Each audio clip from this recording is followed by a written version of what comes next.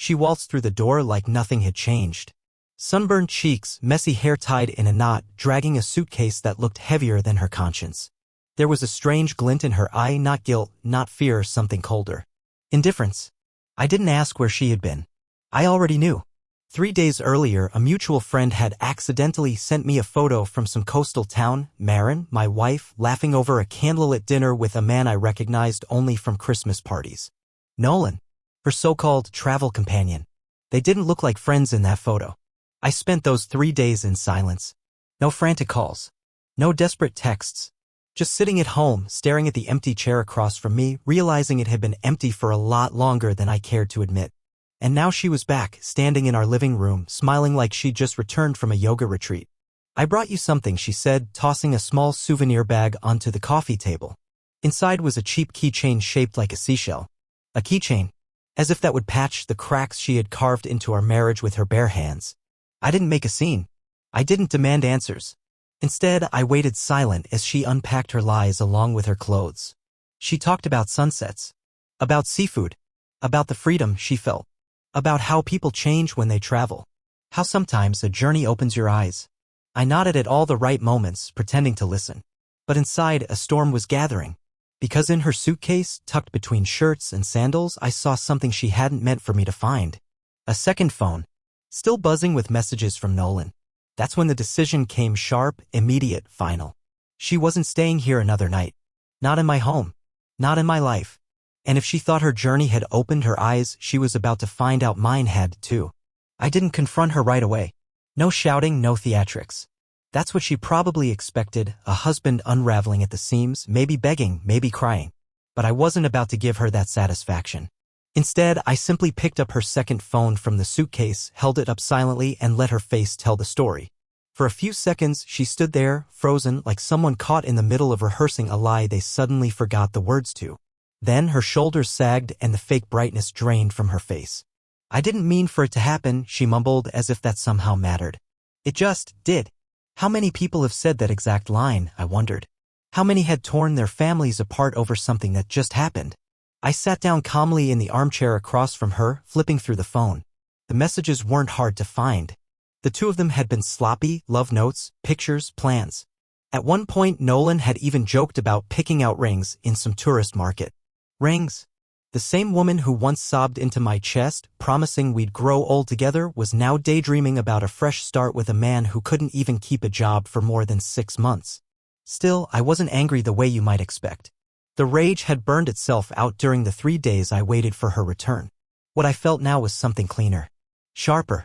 A clarity I hadn't known I was capable of.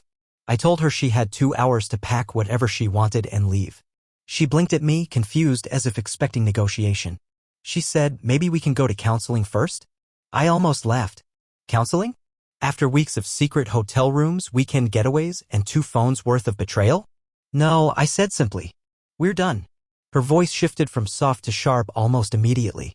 It was a strange thing to watch the person you once loved morph into something petty and venomous right before your eyes. She accused me of being cold, of giving up too easily, of not fighting for us. As if I was the one who had taken a sledgehammer to our vows. I didn't argue. I didn't know her that. Every second she stayed under my roof was a second too long. She left that night, but not before trying one last stunt. She grabbed the photo albums from the bookshelf, clutching them to her chest like a shield.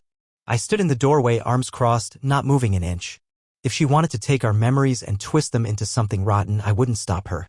But I wouldn't chase after her either. As her car disappeared down the street, I turned back into the house that suddenly felt twice as big and twice as empty. I sat on the floor of the living room, staring at the blank space where our wedding photo used to hang. That's when my phone buzzed. Not a call. Not from her. It was from Nolan. The message was short, but it sent a chill through me that no betrayal ever could. You were never enough for her. You never will be. I stared at the words, feeling something cold and steady settle into my chest. Not heartbreak. Not even anger. Just a certainty. This wasn't over. Not by a long shot. I didn't sleep that night. Not out of grief or confusion, but because my mind was too sharp, too clear to rest. For the first time in years, I wasn't dragging a dead weight behind me, trying to pretend everything was fine. I sat by the window in the kitchen, sipping black coffee, watching the streetlights flicker and the empty road stretch into silence. Somewhere out there, Marin was figuring out where she would stay, how she would spin this story, how she would play the victim. I didn't care anymore. Let her blame me if it helped her sleep. But that text from Nolan kept circling in my mind, not because it hurt, but because it told me more than he realized. He wasn't just some side distraction for her. He had been part of a bigger plan. And if he was bold enough to message me directly, it meant he thought he had won something. That he had taken something valuable from me. The thought made me smirk into my coffee cup. He didn't even know what he'd gotten himself into. The next morning, I began setting things in motion. Quietly, efficiently, without drama. First, I went to the bank. Froze every joint account we had. Opened a new one under my name only. Then I contacted my lawyer, not the family one Marin liked, but a different one I'd worked with years ago on a business deal. Someone sharp. Ruthless. Someone who didn't ask unnecessary questions. By noon, the wheels were already turning. Divorce paperwork was drawn up with clear stipulations: no alimony, no access to my pension, no claim to the house. Everything in writing, everything legal. I made sure the papers were sent to both her personal email and to the new number she used to text Nolan. No room for "I didn't see it" games. Later that afternoon, I went back home and started packing her things. Not neatly. Not lovingly. Just practical: clothes, books, toiletries. All shoved into cardboard boxes and left in the garage. It wasn't spiteful. It was clinical. Like cleaning out a room after a tenant skipped rent. Around 5, she showed up. No knocking, no calling ahead. Just walked in, keys still in hand, like she owned the place. She froze when she saw the boxes. Then she saw the empty spaces, the missing photos, the stripped walls, the absence of everything that had once made this house a home. "You're being childish," she said immediately, arms crossed. I didn't respond. I placed the divorce papers on the kitchen table and slid them toward her without a word. Her face twisted. She wasn't expecting that. She thought she'd still have time to manipulate the narrative, maybe even sneak back into my good graces with a few tears and hollow promises. But she could see it now. There was no going back. "You think you can just erase me?" she hissed. "No," I said calmly. "You erased yourself." For a moment, she just stood there, shaking with anger. She didn't know where to aim. Then, true to form, she played the only card she had left. She accused me of neglect, of not fulfilling her needs, of being too focused on work. The same tired script cheaters always fall back on when they're cornered. I let her rant. Let her words hang in the air like smoke from a dying fire. When she realized I wasn't going to fight her, that her accusations were falling flat, she changed tactics. Tears. Pleading. Begging for another chance. She even dropped to her knees at one point, clutching the sleeve of my jacket like a child who lost their favorite toy. But I didn't flinch. I didn't feel sorry. Not anymore. I simply turned, picked up my car keys from the counter, and walked out the door without looking back. As I drove away, I glanced at the rearview mirror just once. Marin stood on the front porch, small and shivering in the dusk, the same porch where we had once carved pumpkins and drank cheap wine under the stars. She wasn't my wife anymore. She was just a stranger wearing a memory's face. And somewhere deep down, I knew this wasn't the last time she'd try to claw her way back into my life. But by then, it would be too late. The next few days passed like I was living in a different world, a cleaner, quieter world. Without her voice filling the rooms. Without the low hum of distrust vibrating under every conversation. I didn't tell anyone what had happened at first. I didn't rush to explain or defend myself to friends or family. The people who needed to know would find out in time, and the ones who didn't could keep their noses out of it. I wasn't about to broadcast my humiliation, and I sure as hell wasn't about to let Marin control the story. But as always, she couldn't help herself. By the end of the week, I started hearing whispers through mutual acquaintances. Suddenly, I was the villain in her version of events. She told people I had emotionally abandoned her, that I never made her feel valued, that Nolan was just someone who truly listened. It was laughable, a carefully constructed fantasy where she was the poor, neglected wife and I was some cold-hearted workaholic. I didn't take the bait. I didn't argue with the people repeating her nonsense. I knew the truth. And deep down, so did anyone who had paid even half attention to our marriage over the years. Still, the fact that she moved so quickly to paint me as the bad guy told me exactly what kind of person she had become when I wasn't looking. Or maybe she'd always been that way and I was just too blind to see it. One evening, as I was packing up some of her last junk from the garage, a pile of dusty books and cheap decor she insisted on keeping over the years, my phone buzzed. Not a text this time. A call. It was Nolan. I stared at the screen for a long second before answering, curiosity getting the better of me. "What do you want?" I asked, my voice low, steady. There was a pause on the other end like he wasn't sure how to start. Then he said something I'll never forget. You should know Marin isn't coming back to you. She's mine now. I almost laughed. Almost?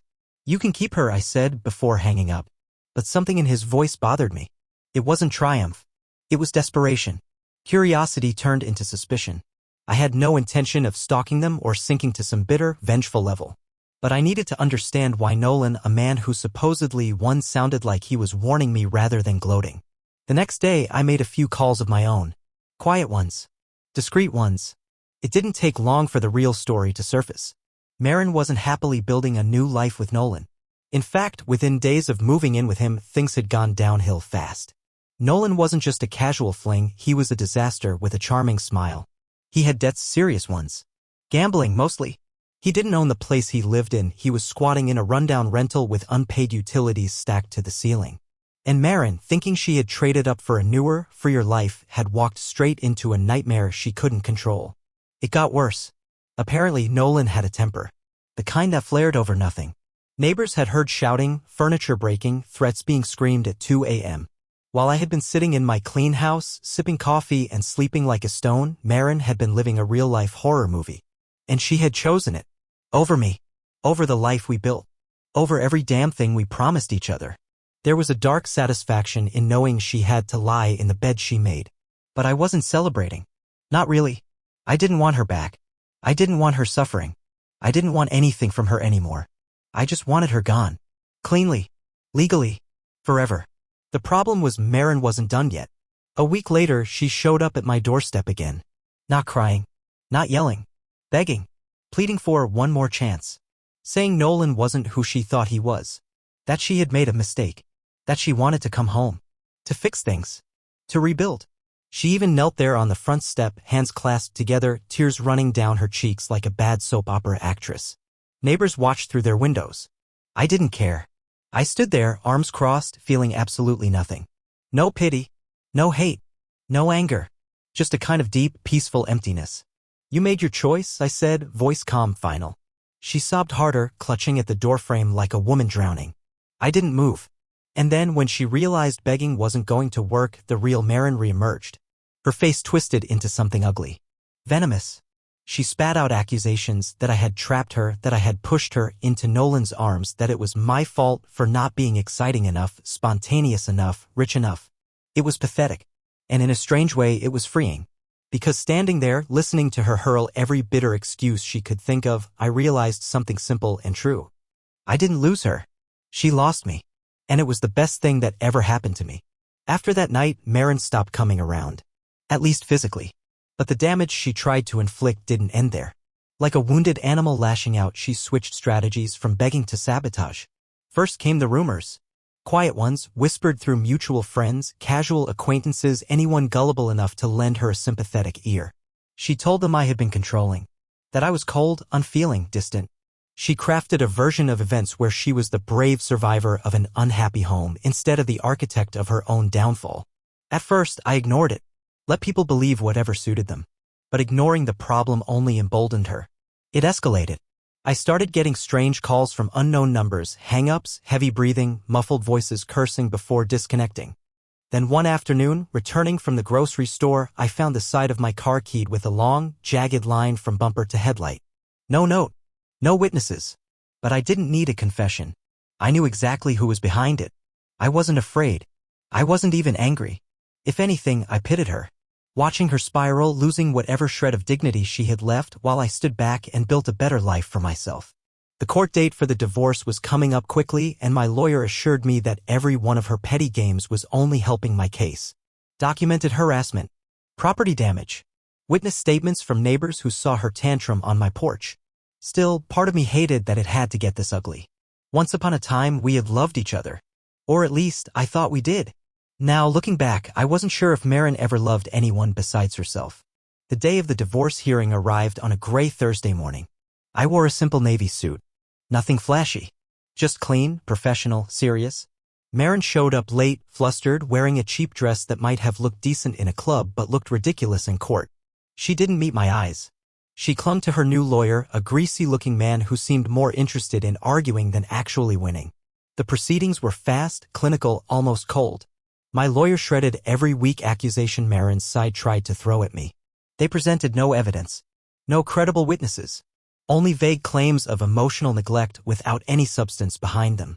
Meanwhile, we had screenshots of her relationship with Nolan, copies of financial records showing the drained accounts, statements from neighbors and friends. The judge barely even hesitated. Divorce granted. No alimony. Marin was ordered to vacate any joint properties and was denied any claim to my pension or savings. It was over. Or so I thought. Leaving the courthouse, I felt lighter than I had in years.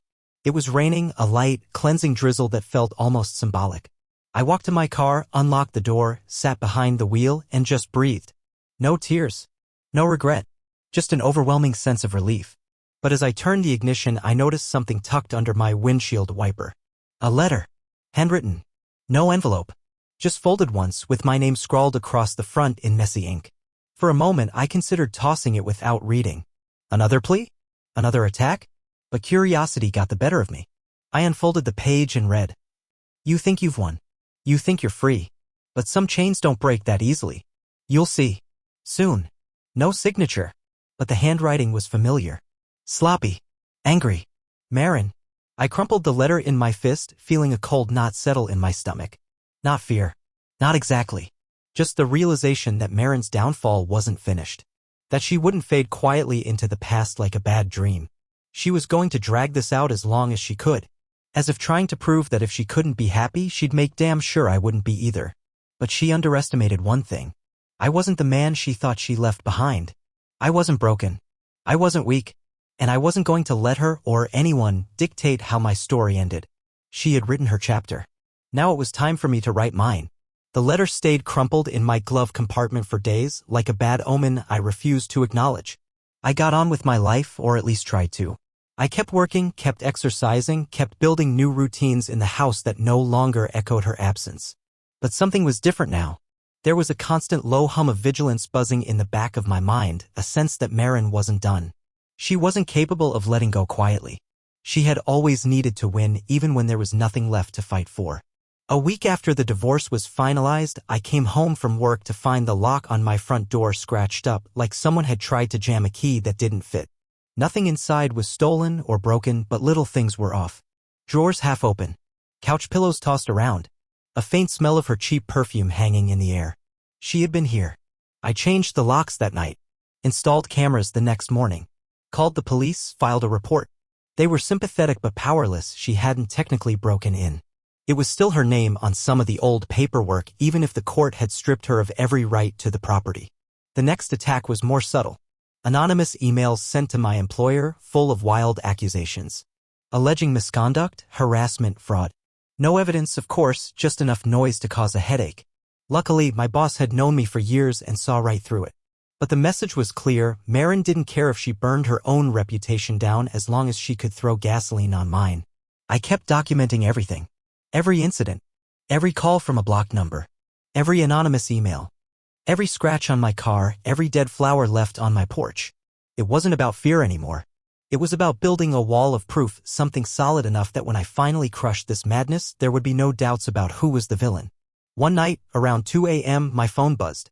Unknown number. I knew better than to answer, but this time I didn't ignore it. I let it ring once, twice, then picked up and held the phone away from my ear, recording the call.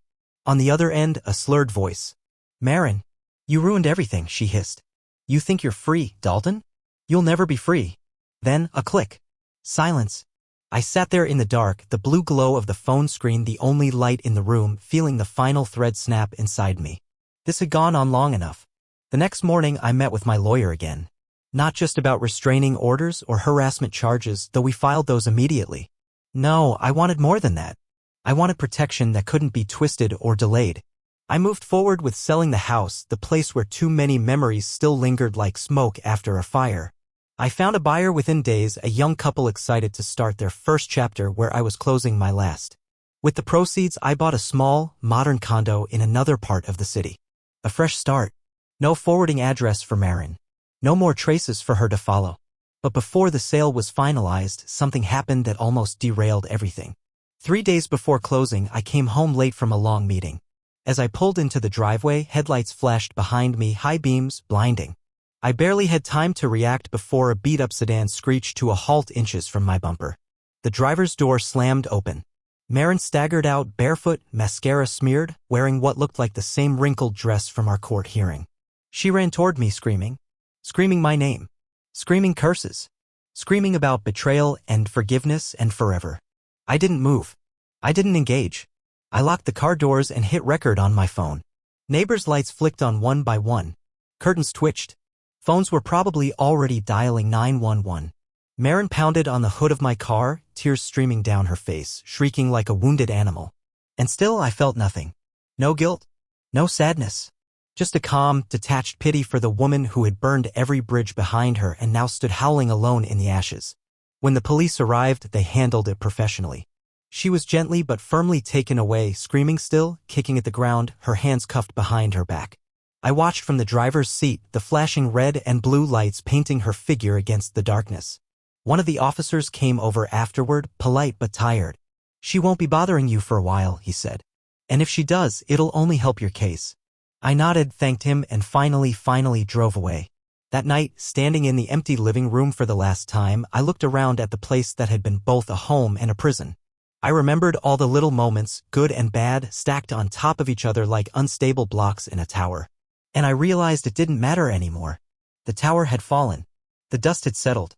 It was time to build something new. Not for her. Not for revenge. For me. The day after Marin's meltdown and arrest, I finalized the sale of the house. No second thoughts. No regret. As I handed over the keys to the bright-eyed young couple, I felt something heavy lift off my shoulders, a weight I hadn't realized I'd been carrying for years. I watched them drive away, probably imagining all the holidays and happy memories they would create there, and I hoped they would. I hoped the ghosts I left behind wouldn't follow them. With the move to my new place came a silence I hadn't known in a long time. A true, peaceful silence. No whispered arguments behind closed doors. No second-guessing every text message. No invisible wall between two people pretending to still be in love. It was a clean break, and for the first time in what felt like forever, I could breathe. I focused on rebuilding my life with ruthless precision. Every day was structured, every goal crystal clear. I didn't date. I didn't even think about it. I poured myself into work, into the gym, into the quiet little hobbies I used to neglect because I was too busy trying to fix a marriage that had already rotted from the inside out. Woodworking, hiking, photography, things Marin used to mock as boring now became my therapy. Weeks turned into months. And slowly, people stopped asking about her. Friends who were really friends understood what had happened without me needing to spell it out. The fake ones, the ones who had taken sides or spread gossip, disappeared like smoke in the wind. I didn't chase after anyone. I didn't explain myself. I simply let time and truth do their work. One evening, coming back from a solo weekend hiking trip, I found an envelope slipped under my new apartment door. No name, no address. Just a plain white envelope with my name scribbled on it. My heart sank. Not again. I thought about throwing it away unopened. But some stupid part of me, the part that hadn't yet been burned down to ash, made me sit at the kitchen table and open it carefully. Inside was a letter. Neatly written. No threats this time. No anger. Just a quiet, desperate confession. It was from Marin. She admitted everything. How she had planned the trip with Nolan months in advance. How she had already decided to leave before she ever stepped into that car. How the journey was just an excuse to start a new life with someone she thought would give her more excitement, more freedom. She talked about how Nolan turned out to be a nightmare, abusive, violent, unstable. How she had ended up homeless after he kicked her out when the money ran dry. How none of her friends wanted to help her once they saw the mess she had made. She ended the letter with a line that stopped me cold. I don't expect forgiveness. I just wanted you to know you were the only real thing in my life. I see that now. And I hate myself for not seeing it before. I sat there for a long time staring at the words. And I felt nothing. Not anger. Not sadness. Not satisfaction. Just nothing. I folded the letter back up, walked to the balcony, and watched the city lights flicker in the distance. The letter slipped from my fingers and floated down into the night like a dead leaf. It wasn't that I couldn't forgive her. It was that forgiveness didn't matter anymore. She didn't exist in my world. Not really. She was a chapter already written, already closed, already gathering dust on a shelf I no longer bothered to visit. In the months that followed, life continued to rebuild itself around me, stronger than before. Promotions at work. new friendships. Even, eventually, quiet, tentative steps toward letting someone new into my life, someone honest, someone real. But I didn't rush it. I wasn't the same man who once trusted blindly, loved recklessly. I had learned not to be cold, not to be bitter, but to be awake. Fully, brutally awake to what real love, a real partnership looked like. Maren had thought she was chasing freedom when she ran away from me. What she never realized was that I was the freedom she'd never find again. And by losing her, I had finally found mine. The seasons shifted and so did my life. Without Maren's shadow darkening my door, everything started to grow again, slow but sure, like green shoots after a forest fire. I didn't force anything. I didn't chase after happiness. I simply lived, fully and honestly, and trusted that whatever was meant for me would find its way. And it did. One random Saturday morning, while grabbing coffee at a small local shop, I met someone. Not in some grand, cinematic way, no fireworks, no movie soundtrack swelling in the background. Just a smile. A real, warm, genuine smile from across the counter. Her name was Elise. She wasn't flashy. She wasn't trying to impress anyone. She just was. Over time, I discovered that with the right person, love doesn't feel like a battle you have to win or a prize you have to earn. It feels like breathing. Natural. Effortless. Safe. Elise didn't need me to save her from herself. She didn't want a project or a pedestal. She simply wanted a partner. And that's exactly what she became. We took things slower than I ever thought I was capable of. No rushing, no blind leaps. Just small moments built on trust, on laughter, on honesty. It wasn't always perfect, but it was always real. And that made all the difference. One evening, as we sat on the balcony of my condo, now our condo, watching the city lights dance in the distance, Elise leaned her head on my shoulder and said softly, "I'm glad you found me." I smiled, feeling the weight of those words settle warmly inside me. "I didn't find you," I said. "I found myself first. And that's how I was ready when you came along." The past didn't disappear. It was still there, the lessons, the scars, the memories. But it no longer defined me. It no longer held me back. Maren was just a chapter. Elise was the beginning of a brand new book. And for the first time in a long time, I wasn't looking back anymore. I was exactly where I was meant to be. Finally, truly free. And happy.